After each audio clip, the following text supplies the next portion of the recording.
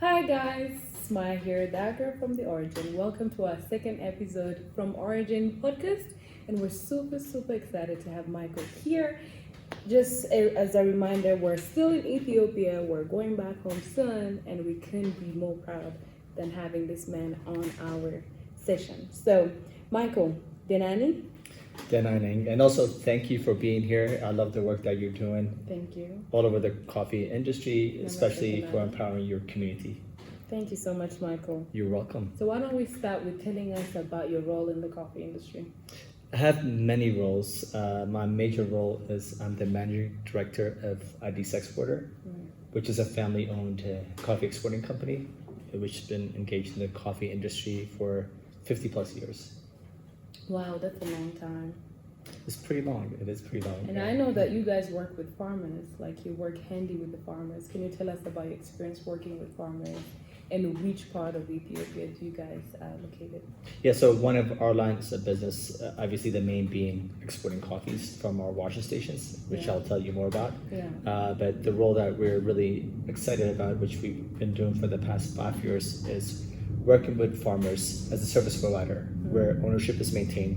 He or she is the exporter of their own coffees, where we're acting as a service provider, Yeah. where we're doing agronomy training, quality control, marketing, milling, packaging, logistics, transportation. Yes. We have zero access to our cash. I don't think there's a system that's as transparent as this system. So what you do is basically managing the quality of their coffee, ensuring they have market access. Yeah, the hard stuff, honestly speaking, they do because they're the ones day in day out working on their quality. Yeah. We give them more training on processing, on drying, and we work with them. We have one of our guys who's integral to our work named Fikru Shanafi, who does training for them. He's also, at that time, we're also processing coffees. We're also working on our station. Yeah. So they also go to him as well to check on what activity, moisture of the coffees. But what we see with them, which is I think very important for the coffee industry to go do more projects like this, is that they're making more of the income. The money is being spent in Origin in their communities. Usually people with washing stations, you're operating 3-4 months out of the year, shut down, you're back in Addis. Yeah. Just generally speaking, I'm Yeah. sure there's a lot of people doing great works at washing Absolutely. stations, but I think the farmers is something that we feel extremely happy and proud about. Yeah. And just so you guys know that we've been here in 2022. Exactly. When we visited Michael Addis Exporter's washing station down is that Southwest? Isn't the western and Jimma In zone, Jimma zone and Gera district? Gare districts, just to be correct. And we witnessed such an amazing relationship that Michael has with farmers. We were received by farmers themselves. Shout out to Mansour that we don't have today. And we were welcomed into their homes. They shared their coffee culture with us. And it's such a beautiful thing to see that. And that will bring me to another question that I have for you. What does community mean to you? Community is part of our identity. It's Yeah. part of what we do. It's an integral part of ID's Exporter. So when we started the washing stations, named Talila was the first one, and the next one is named Atoma. And both those names are extremely meaningful to me because Ato in Amharic stands for Mr. Ma is for Mamo, is for my late father. Yeah. And Talila is the name of my grandfather, but also Anafana Romo means pure and clean. Yeah. So those names, it's just not any particular name. They're names that are very important to us as a family. With the washing station, it allows us to work closer with farmers. And it's different. These are smallholder farmers that don't have the export license to export directly. Correct. But They don't even have washing stations. Like no, they'll have a small farm, usually less than a hectare. Yeah, less than a hectare. And how many trees would you say that they plant on that small? Honestly, that I don't know. Yeah. I don't want to make up a number because I don't know. But yields, generally speaking, are pretty low. Yeah. So Per farmer. yeah, per tree is like Okay. 0.8 kgs. It's pretty low. So I don't know off the top of my head the average size of the farmers we're purchasing cherries from. But the way we work is we have agents inside of Gera. So the way the law is set up in Ethiopia is Yeah. we can buy throughout a particular district, so we can't go outside of Gira. Inside of Gira, there's different. So you categories. have zoning basically. Yeah, so it'd be a Which is district. pretty similar thing that we had in Rwanda, but this year it was a different story. Okay, but in Ethiopia, it's It's still the same, so yeah, there's so- still zoning basically. yeah. So we're inside of Gira districts, then we'll be purchasing from different kabalis or neighborhoods, and those different neighborhoods have you have more higher altitude. Coffees are going to be a better standard coffees. So we have agents in different areas that we try to focus on, but we also have farmers that are part of our algorithms that deliver cherries directly to us. Okay. And Would you especially say- and Yes, then go ahead. especially in the new site at Toma, we're surrounded by farmers, Okay. and makes our lives a lot easier. And we rather be paying farmers more, so than paying agents. So Yeah. I mean, it's such a beautiful thing when you're also just from origin, you're from here. So you understand the value and you understand the value of community being involved into the whole coffee production from farming. So would you say that farmers also receive training on how to pick the cherry, which is the right cherry to pick, so that it also ends up makes your work as a washing station owner easier? they do. I mean, the government actually they have extension programs Yeah. that they give farmers a lot of training. They give them varieties that are conducive to that area. So the farmers do get a training. Sometimes it could be farmers not have an incentive or not being able to meet their cost of production that does not allow them to actually. It doesn't give them incentive to pick more cherries, or even be able to afford to hire people to pick cherries for them. Right. Yeah, but generally speaking, farmers I think do a very good job. Okay. Are you guys farming or growing any other coffee other than Arabica variety? In Ethiopia, no. No. So only Arabica. Yeah, there could be areas that might have like a big estate that might have small, but Yeah, it's just small yeah. percentage. Yeah, but everything that's exported illegally Yeah, it has is to be Arabica. Arabica. Yeah. Okay. So as an exporter, and I didn't ask, how many years have you been managing Addis Exporters? As a managing director for the Yeah. past 6 years, 6 but I've been involved in the business for the past 20 years. 20. Wow, Yeah. that's a long time. So you actually can answer this question regardless the number of years that you've been managing. So my question, I always like to ask exporters this question: any exporter from origin, meaning any exporter from a country that produces coffee, what would you say are the most challenging part in the coffee exporting business?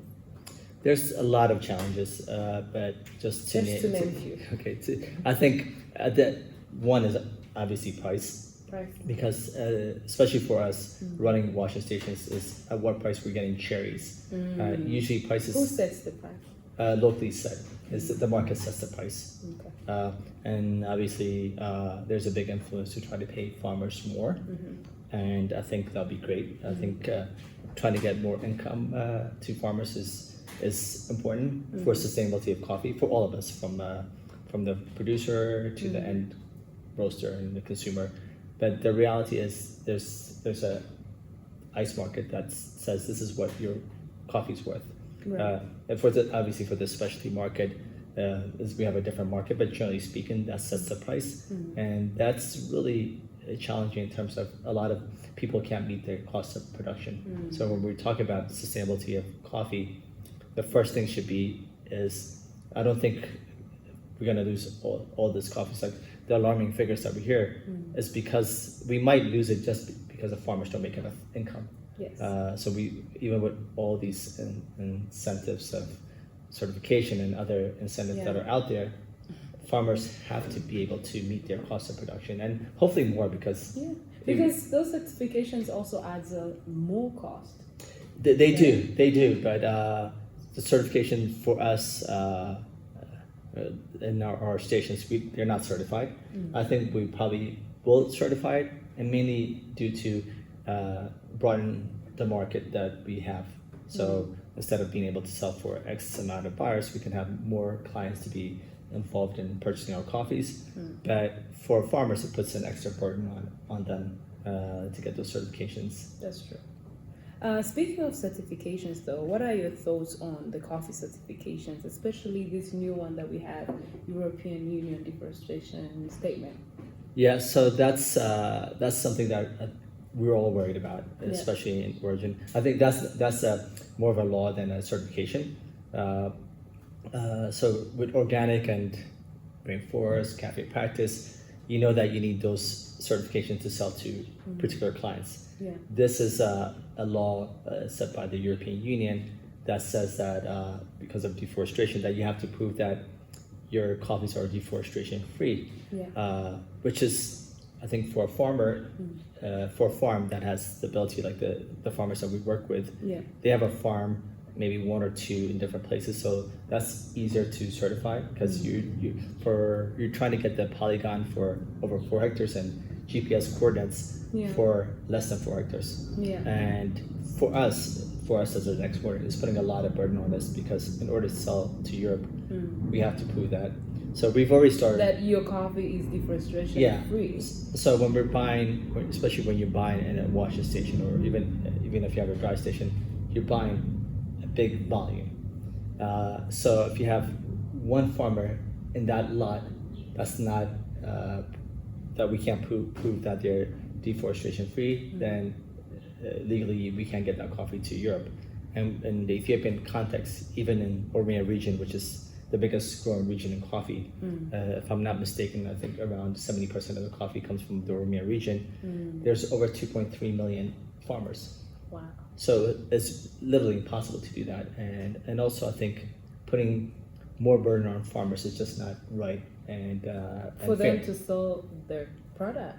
Yeah. That's So I think as a company, we can try to find solutions for our own purpose and. but for the community. Yeah, you were looking at the bigger picture, and for Ethiopia, I mean, coffee is definitely part of what Ethiopia is about. Absolutely. But also for development, you Yeah. know, we need to sell coffee because we need to import medicine. We need to build infrastructure, and we need to improve the livelihoods of our people. Please say that loud to the audience to hear that. That's such a that thing is just so powerful to me, and I do want people to understand this thing from different perspectives of different people that are rooted into this culture of coffee, but also doing business. So please say that one more time. Now, for us, it's not a luxury coffee. It's a necessity. It's the biggest foreign currency earning for the country. So many millions of people are dependent on coffee, and I think just like you, I mean, having great coffee, having a great cup, and having a coffee scoring 87 plus is amazing. But at the end of the day, the bigger picture is improving the livelihoods of human beings. Nothing is more important than the human beings. Because Doesn't matter if it's they're a the 90 one cup. that make it happen. Exactly. Yeah. And there are, you know, I think the reality is the coffee industry is challenging throughout the whole supply chain, you know, and how do we make it better? Because when we see, even I just got back from World of Coffee in Copenhagen. Yeah, how was it? It was good. It was really good. And there's a lot of honestly, genuine, really good people trying to do great things. But when you have these panels, you just never have people from origin. You don't have a person that actually feels it. So okay, like for me, we have a farm, so technically I'm a farmer, but I'm not there every day planting coffee. So I really can't say I'm an investor in a farm that's trying to do something really good. It's a different story than a person like Mansour who you visited and Dafiz and the other farmers.